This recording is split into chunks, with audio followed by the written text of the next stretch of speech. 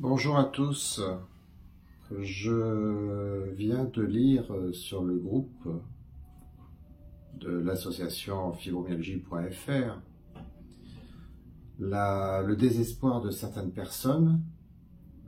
J'ai déjà fait des vidéos sur le sujet, mais là, il y a eu a priori des tentatives de suicide et des personnes qui sont à l'hôpital pour un bon moment. J'avoue être un peu dans le désespoir après ces deux vidéos que j'avais faites récemment.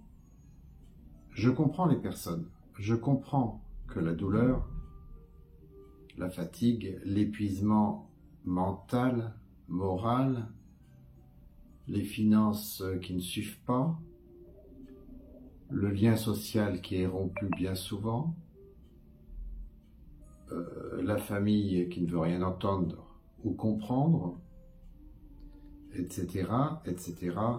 Et quand on a la chance d'être dans le milieu professionnel, c'est rarement la joie, puisque là encore, les difficultés que vous pouvez avoir tout au long de la journée, en douleur, en fatigue, en difficulté de concentration avec le fibrophage, en difficulté de compréhension et en difficulté due à toutes les sollicitations que provoque une certaine hypersensibilité plus ou moins forte, font que vous êtes en grande difficulté tout au long de la journée, tout au long de la soirée, si vous avez la chance d'avoir une famille qui a persisté auprès de vous, et la nuit, puisque votre cerveau, même la nuit, le cerveau des fibromyalgiques, n'arrive pas à s'arrêter.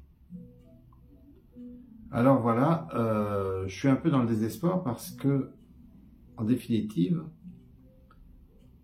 il n'y a pas grand-chose pour contrer tout cela. Les petits trucs qui existent sont quand même relativement mineurs. Je vais quand même en rappeler certains qui peuvent faire un peu de bien. Il y a en particulier et en premier lieu pour la douleur, le TENS. Vous savez, cet petit appareil qui envoie des impulsions électriques et qui ferme la porte à la douleur, avec ses 4 électrodes en général,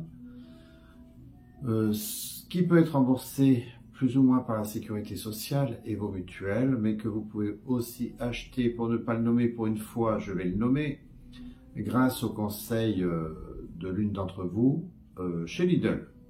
Vous pouvez en trouver pour moins de 40 €, qui fonctionne très bien. Son seul petit défaut, je dirais, c'est qu'il fonctionne à pile. Mais il fonctionne parfaitement. Donc ça, c'est la première chose que vous pourriez utiliser tout au long de la journée pour vous faire un peu de bien. Après, il vous faut un environnement sans stress. Et ça, c'est le plus difficile, le plus dur. Un environnement où vous pouvez prendre votre temps. Donc si vous travaillez, là aussi c'est difficile, il faut l'aménager. Il faut aménager vos positions de travail pour pouvoir bouger quand vous en avez besoin, rester assis quand vous en avez la nécessité, et voir avec vos employeurs comment faire pour être bien du mieux possible. Ensuite, il y a diverses huiles essentielles, je ne vais en nommer aucune. Je l'ai fait une fois dans un article, mais je ne vais en nommer aucune parce que je rappelle que nous ne sommes pas médecins. Nous n'avons pas la capacité à proposer des produits. Nous savons que certaines huiles essentielles sont efficaces. Il est très simple de demander à un médecin ou à un pharmacien lesquelles utiliser dans le cadre de vos douleurs, de votre sensibilité, de votre fatigue, et de tous les maux que vous pouvez avoir, puisque les divers maux que vous pouvez avoir sont légion. Et il y a des huiles essentielles pour tout.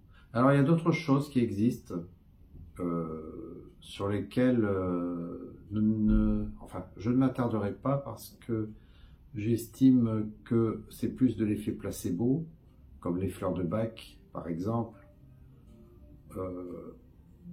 ou plein d'autres petites choses, mais principalement les huiles essentielles pour soulager et être un peu mieux.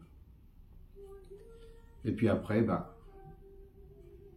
il y a les kinés pour faire du bien, les massages et surtout le repos. Mais le repos, ça ne veut pas dire, encore une fois, rester dans son canapé. Le repos, ça veut dire s'asseoir ou s'étendre pour se reposer, mais sans oublier qu'en fait, si nous sommes en vie, c'est pour être actifs, pour bouger. Et ça, c'est une nécessité absolue. Si vous ne bougez pas, si vous restez allongé ou assis ou comateux sous les couettes, vous ne pouvez pas aller mieux, ce n'est pas possible. Plus vous restez sans bouger, par peur d'avoir mal, et c'est tout à fait compréhensible, et plus vous aurez mal, et moins vous pouvez bouger. C'est la quadrature du cercle, et il n'y a pas d'autre solution que de bouger, même quand on a mal. Vous avez deux solutions avec la fibromyalgie. Soit vous avez mal et vous ne bougez pas, soit vous avez mal et vous bougez, mais la différence est tellement minime qu'il vaut mieux bouger. Avoir une activité physique minimum, même simplement faire, laver son assiette ou se lever du canapé, c'est une activité, le métabolisme réagit et ça vous fait du bien, c'est obligatoire. Quant aux pensées négatives, aux pensées suicidaires, aux pensées de tristesse que vous pouvez avoir et qui sont tout à fait normales,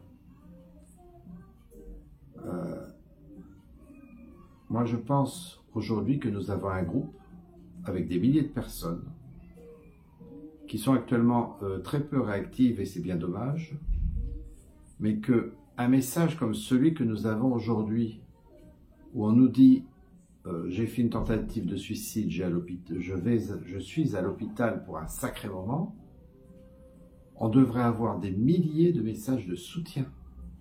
Ce n'est pas normal qu'il n'y en ait pas plus. Au jour d'aujourd'hui, il y a une personne qui n'est pas bien, mais vraiment pas bien.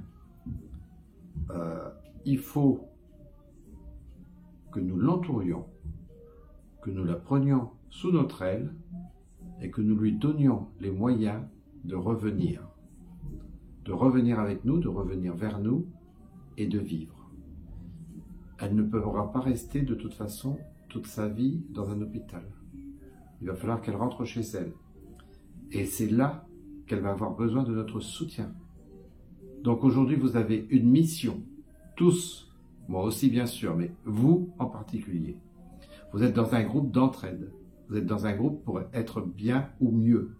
Vous êtes dans un groupe pour agir. Vous êtes dans un groupe pour réagir. Vous êtes dans un groupe où il y a une pétition à signer qui n'a que 1000 signatures.